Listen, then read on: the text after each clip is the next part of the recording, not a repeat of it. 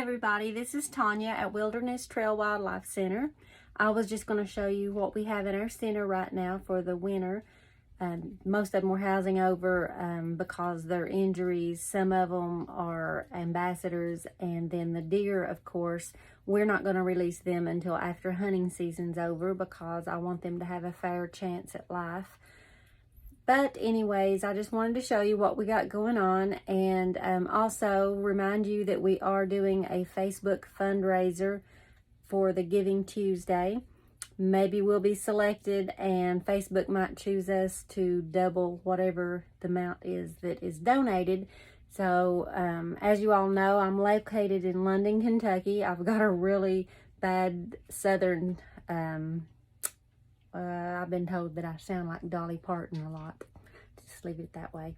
But anyways, my facility, when I built it, I wasn't expecting it to grow as fast and as much as it has. And we're kind of jam-packed in here. It's rather small. And we need some outdoor enclosures done. And we've got some, but we need a whole lot more because I am the only person in southeastern Kentucky that does take in all mammals, and I do emergency treatments on birds and pass them along to the raptor facilities nearby and songbird facilities nearby, but I do emergency treatment on them. And anyways, I just wanted to show you what I've got going on, and if you can donate something for this giving fund that I'm doing, that I'm trying to raise money for to get this stuff built, especially before baby season comes back in full swing, I would greatly appreciate it because I don't have any other way of raising money except for donations.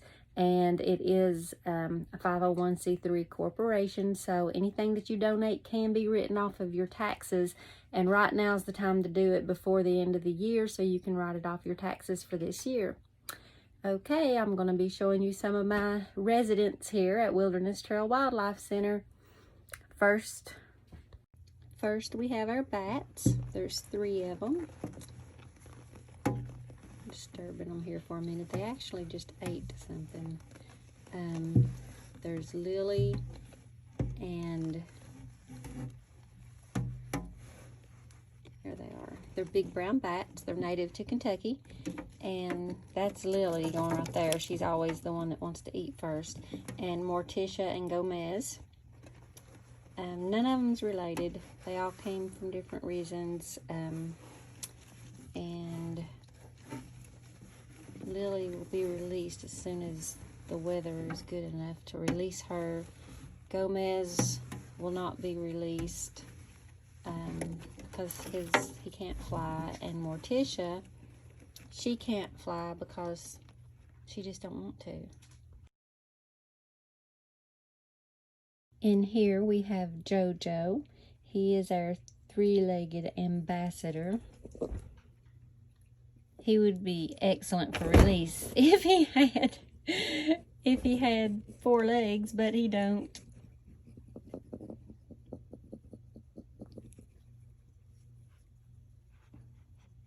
Anyways, that is Jojo.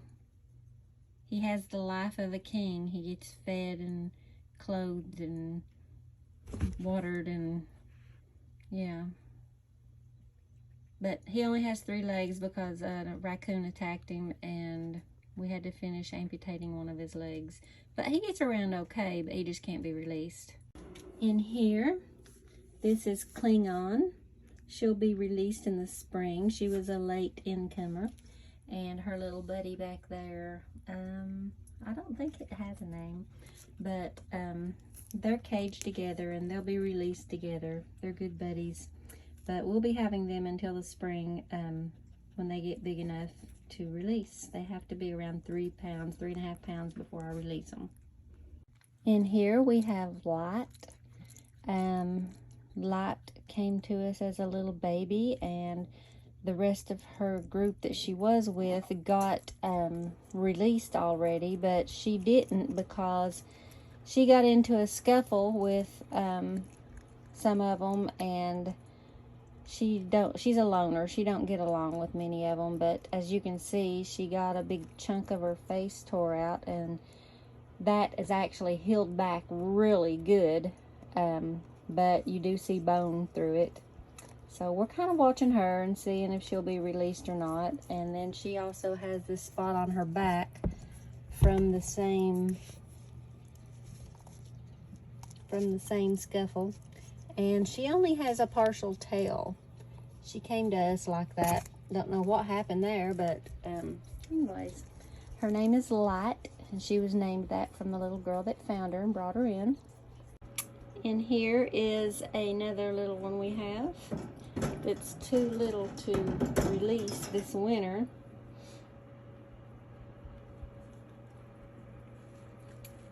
This one keeps its tail curled up all the time, so we've been calling it Piglet. It always has its tail in a little curly cue.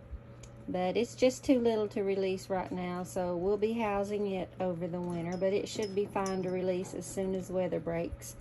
But yeah, this little fellow will be with us for a while. This beautiful lady right here, her whole group has been released. The reason that she's not released is she got into a scuffle with one of her brothers or sisters, and they degloved a little bit of her tail. We are letting it air out right now, and you can see it right there.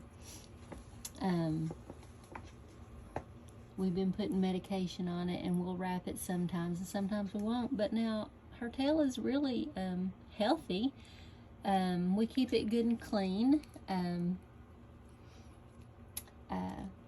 It's just, I don't know, hoping that it'll grow back, but she is not in any pain with it. It doesn't seem, but it looks like it. But I've not got her on any medications right now, but I'll watch it really close, and if it looks like it starts to get worse, I'll start her back on some antibiotics. But right now she's off her antibiotics for a little while. This is our barred owl.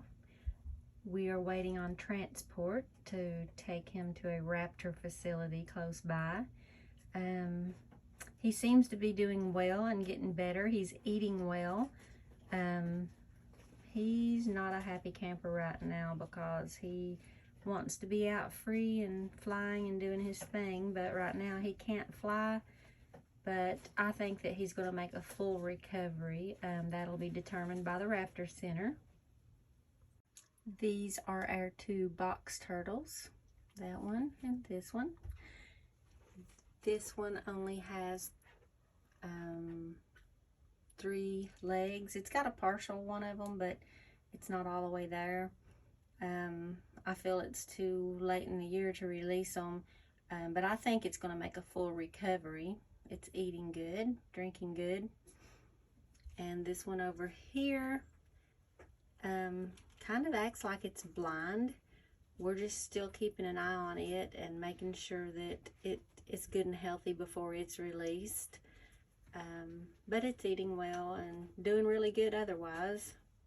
This is outside in our outdoor enclosure. We have one in here somewhere. Right there it is. Right there. It's got a perfect little snuggle spot.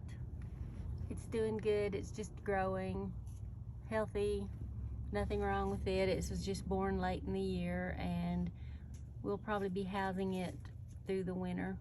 But we feed and water it and make sure that it's good and cozy. Here we have some of our deer. We're housing them through the winter. See how fuzzy they are? Aren't they so cute? We don't really handle them, but they do know their mommy for sure. I've bottle fed these babies. They know me. They still don't let me actually love on them. I can sometimes use reverse psychology on them, and they, you know, will come around.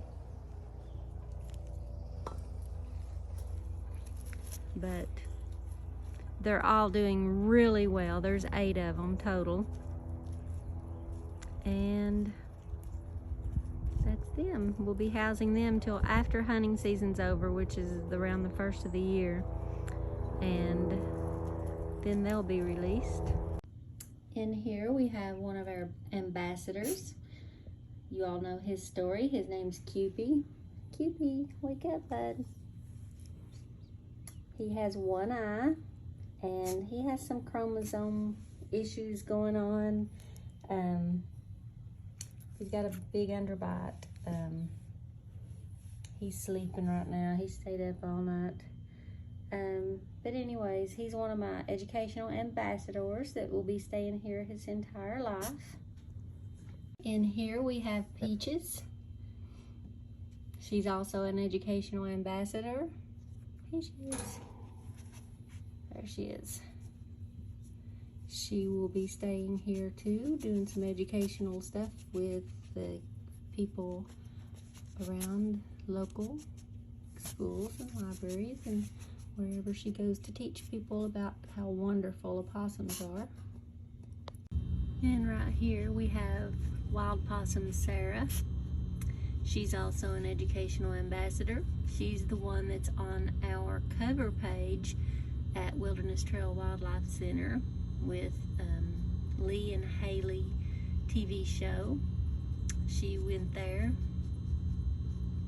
and she is about 3.5 years old, so she's pretty elderly now. And for an opossum, that's really old. They usually don't live much past 3 years. So Wild Possum Sarah is doing really good. She's a sweetheart. So that's it. That's what we have here in our facility right now.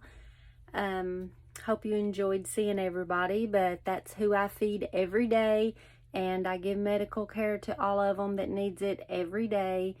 The ones that's inside keeps warm. I give them electric and water and good warm soft place to sleep, and would appreciate any donation that you can give.